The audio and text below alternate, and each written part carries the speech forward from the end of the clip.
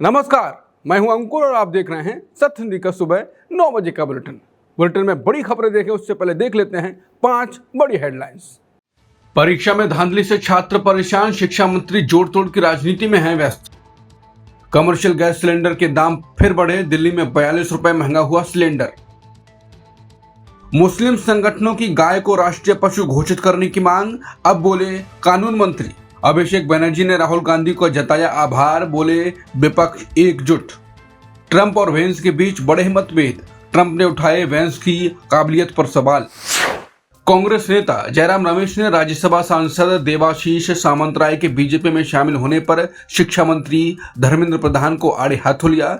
दरअसल देश में एक तरफ छात्र अपनी परीक्षाओं को लेकर परेशान हैं, वहीं दूसरी तरफ नेताओं के दल बदल की राजनीति भी तेज हो गई। हाल ही में बीजेडी के सांसद देवाशीष सामंतराय बीजेपी में शामिल हो गए। बताया गया कि इस पूरे कदम के पीछे धर्मेंद्र प्रधान का हाथ रहा। इस दाव ने दिल्ली दरबार में प्रधान का कद बढ़ाया। इस पर जयराम रमेश ने कहा कि देश का शिक्षा मंत्रालय लगातार विवादों से घिरा हुआ है, लाखों छात्रों का भविष्य और उनकी परीक्षाएं संकट में है, लेकिन हमारे शिक्षा मंत्री धर्मेंद्र प्रधान केवल राजनीतिक जोड़ तोड़ करने में व्यस्त हैं। वो विपक्षी नेताओं को अपनी पार्टी में शामिल कराने में लगे हुए हैं। सीबीएसई की री इवैल्यूएशन प्रक्रिया पर सवाल उठाने वाले जिस छात्र वेदांत को मीडिया के एक वर्ग ने पाकिस्तानी और सोरोस का एजेंट कहा, अब कांग्रेस नेता राहुल गांधी ने वेदांत और कुछ अन्य सीबीएसई के छात्रों से मुलाकात की। राहुल ने मुलाकात का वीडियो शेयर कर एक्स पर लिखा कि मेरे साथ देश विरोधी सोरोस एजेंटों के साथ हुई एक दिलचस्प बातचीत। वेदांत और उसके दोस्त बेहद होशियार, बहादुर और जागरूक युवा भारतीय हैं। उन्होंने सीबीएसई और मोदी सरकार से कुछ आसान और जरूरी सवाल पूछे, लेकिन उन्हें जवाब देने के बजाय अपमान और ताने मिले। वो एक सुरक्षित और उज्जवल भविष्य के हकदार हैं। हम ये सुनिश्चित करेंगे कि उन्हें ऐसा भविष्य मिले। 1 जून से कमर्शियल एलपीजी सिलेंडर की कीमतों में फिर से बढ़ोतरी कर दी गई है, जिससे रेस्तरां और छोटे कारोबारियों पर आर्थिक बोझ बढ़ेगा। दिल्ली में 19 किलो वाले कमर्शियल सिलेंडर की कीमत अब 42 रुपए बढ़ा दी गई है। इस बढ़ोतरी के बाद दिल्ली में अब एक सिलेंडर के लिए पूरे 3,113 रुपए 50 पैसे चुकाने होंगे। वहीं कोलकाता के दुकानदारों पर तो महंगाई का और भी ज्यादा तगड़ी मार पड़ी। कोलकाता में इसके दाम सीधे 53.5 रुपए बढ़ा दिए गए, जिससे वहां नया रेट 3,255 रुपए से ज्यादा पहुंच गया। छोटे दुकानदारों के इस्तेमाल में आने वाले 5 किलो वाले सिलेंडर के दाम भी 11 रुपए बढ़ाए गए। केंद्रीय कानून मंत्री अर्जुन राम मेघवाल ने साफ किया है कि गाय को राष्ट्रीय पशु बनाने का अभी कोई सरकारी प्रस्ताव नहीं है।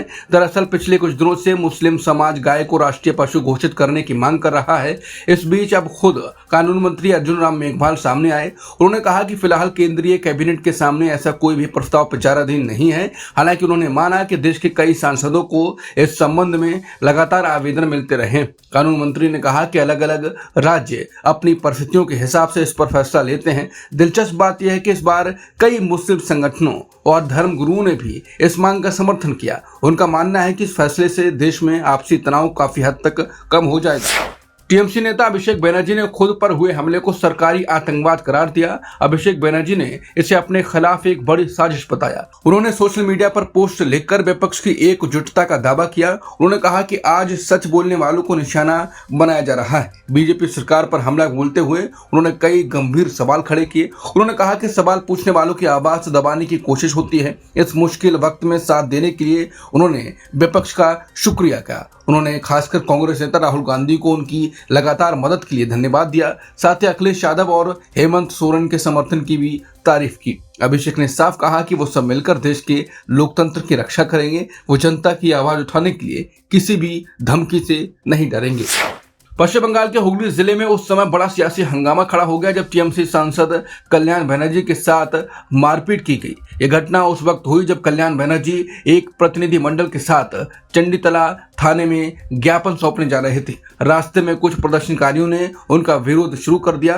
प्रदर्शनकारियों ने काले झंडे दिखाए, उनके खिलाफ नारेबाजी की और माहौल धीरे धीरे तनावपूर्ण होता चला गया। देखते ही देखते विरोध इतना बढ़ गया कि वहां धक्का मुक्की शुरू हो गई और आरोप है कि सांसद के साथ मारपीट की गई। सूचना मिलते ही पुलिस और सुरक्षाकर्मी तुरंत मौके पर पहुंचे और किसी तरह स्थिति को नियंत्रण में लिया। इसके बाद सांसद को सुरक्षित वहां से निकाला गया। घटना के बाद कल्याण बनर्जी ने आरोप लगाया कि मैं वहां अकेला जा रहा था, मेरे साथ कोई बड़ा काफिला नहीं था। उनका दावा है कि बीजेपी से जुड़े लोगों ने उनके साथ गाली गलौज की और ड्यूज बॉल से उनके सिर पर हमला किया। सांसद ने कहा कि उनके सिर से खून भी बहा।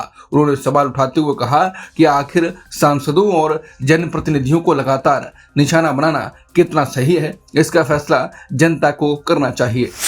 टीएमसी के नेताओं पर लगातार हो रहे हमलों को लेकर टीएमसी ने बीजेपी सरकार पर निशाना साधा। टीएमसी के आधिकारिक एक्स हैंडल से लिखा गया कि बीजेपी की हैशटैग वेंडेटा पॉलिटिक्स अब सारी हदें पार कर चुकी है।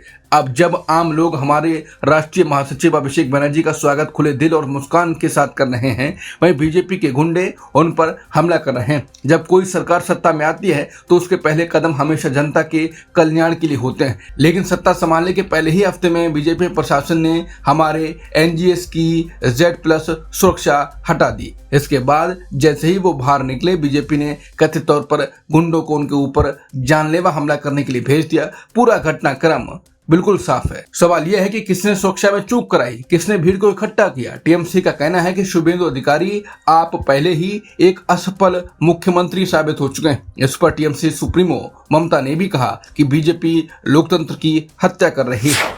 नेपाल के पीएम बालन शाह ने दावा कर दिया है कि नेपाल ने भारत की जमीन पर कब्जा किया है। सांसद भवन में आयोजित एक सवाल के जवाब में बालन शाह ने कहा कि पीएम बनने के बाद मुझे पता चला कि न सिर्फ भारत ने नेपाल की जमीन पर कब्जा किया है, बल्कि नेपाल ने भी कई जगहों पर भारत की जमीन पर कब्जा किया। बालन शाह का कहना है कि दोनों देशों को साथ बैठकर पूरे मामले की निष्पक्ष समीक्षा करनी चाहिए और बातचीत के जरिए समाधान निकालना चाहिए। उन्होंने कहा कि भारत और नेपाल के बीच लंबे समय से विवादित रहे लिपुलेख, लिम्पियाधुरा और काला पानी जैसे मुद्दों का समाधान केवल कूटनीतिक बातचीत से ही संभव है। नेपाल के प्रधानमंत्री ने बताया कि उनकी सरकार भारत को पहले ही आधिकारिक राजनयिक नोट भेज चुकी है और भारत की ओर से जवाब भी मिल चुका है। शाह ने कहा कि हमने भारत और चीन के साथ साथ ब्रिटेन सरकार से भी इस मुद्दे पर बात की है। हमारा मानना है कि ब्रिटेन को भी इस मामले में रुचि लेनी चाहिए, क्योंकि ये विवाद उस दौर से जुड़ा है जब ब्रिटिश भारत क्षेत्र को छोड़कर गया था। अमेरिकी राष्ट्रपति ट्रंप ने जेडी वेंस के भविष्य के नेतृत्व पर बड़ा शक जताया। न्यूयॉर्क टाइम्स की एक रिपोर्ट के मुताबिक ट्रंप ने अपने उपराष्ट्रपति से खुश नहीं है। वो जेडी वेंस की नेतृत्व क्षमता पर लगातार सवाल उठा रहे हैं। ट्रंप को लगता है कि वेंस में आगे बढ़ने का दम नहीं है। वो अक्सर अपने करीबियों से वेंस की काबिलियत पर चर्चा करते हैं। ट्रंप पूछते हैं कि क्या वेंस में आगे तक जाने का दम है, फिर वो खुद ही जवाब देते हैं कि उन्हें भरोसा नहीं है। ट्रंप ने इसके लिए बाकायदा एक अनौपचारिक पोल भी कराया है। इसमें उन्होंने जेडी वेंस और मार्को रूबियो की तुलना की है। ट्रंप का मानना है कि वेंस उनकी वजह से ही चुनाव जीते थे। दोनों नेताओं के बीच रिश्ते अब काफी उलझते हुए दिखाई दे रहे हैं। ट्रंप वेंस की नीतियों और कुछ निजी आदतों से भी परेशान हैं। हालांकि इस खींचतान के बीच वेंस को सबसे वफादार नेता माना जाता है। अब देखना होगा कि अमेरिकी राजनीति का ये नया मोड़ क्या रंग लाता है।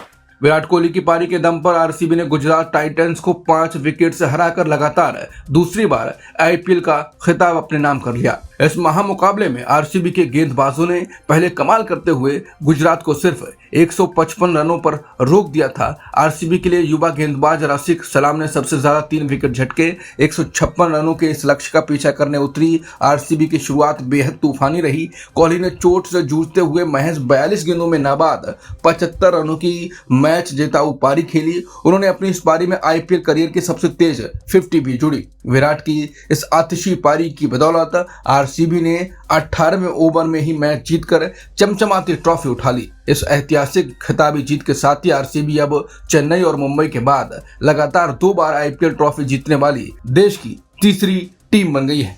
9 बजे के बुलेटिन में इतना ही। बाकी खबरों के लिए आप बने रह सकते हैं सत हिंदी के साथ। नमस्कार।